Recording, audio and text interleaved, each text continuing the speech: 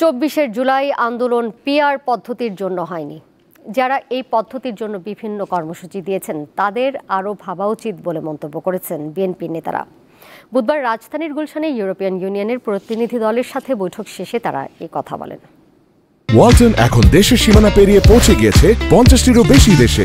ওয়ালটন, ঘরে ঘরে বিশ্বজুড়ে। বুধবার রাজধানীর গুলশানে ইউরোপীয় ইউনিয়নের প্রতিনিধি দলের সাথে বৈঠক করে বিএনপির ৫ সদস্যের প্রতিনিধি দল। বিএনপির স্থায়ী কমিটির সদস্য নজরুল ইসলাম খানের নেতৃত্বে বৈঠকে যোগ দেন আমির খসরু মাহমুদ চৌধুরী, হুমায়ুন কবির, নাসির উদ্দিন অসীম ও শামা ওবায়েদ। বৈঠকের পর বিএনপি নেতারা জানান, ইউরোপীয় ইউনিয়ন প্রত্যাশা করছে দ্রুতই বাংলাদেশ একটি গণতান্ত্রিক প্রক্রিয়ার মধ্যে ফিরে আসবে। বাংলাদেশের বাণিজ্য খাত নিয়েও কথা বলেছে ইইউ প্রতিনিধি দল। ওরা চায় বাংলাদেশ যত তাড়াতাড়ি সম্ভব গণতন্ত্রের পথে চলুক এবং ট্রানজিশন করে একটি গণতান্ত্রিক প্রক্রিয়ার মধ্যে ফিরে আসুক।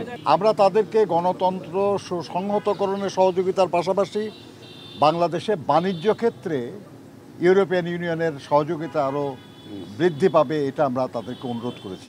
পিআর পদ্ধতিতে নির্বাচন সংক্রান্ত এক প্রশ্নের জবাবে বিএনপি নেতারা বলেন, ২৪শে জুলাই আন্দোলন পিআর পদ্ধতির জন্য হয়নি। যদি আপনি রাজিও হন তাহলেও তো এই নির্বাচন পিআরের মাধ্যমে হবে না, সেটা তো হবে সংবিধান সংশোধন হওয়ার পরে। এই যে ৫ জুলাই আগস্টের আন্দোলন হলো, সেখানে দাবির মধ্যে কি পিআর ছিল?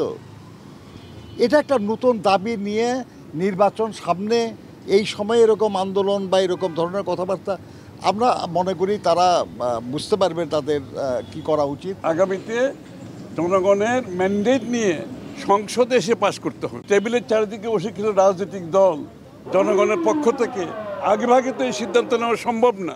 বিএনপি নেতারা বলেন, কোনো রাজনৈতিক দলকে এই সিদ্ধান্ত নেয়ার ক্ষমতা দেয়নি দেশের মানুষ। মেহেদী হাসান, দীপ্ত সংবাদ, ঢাকা।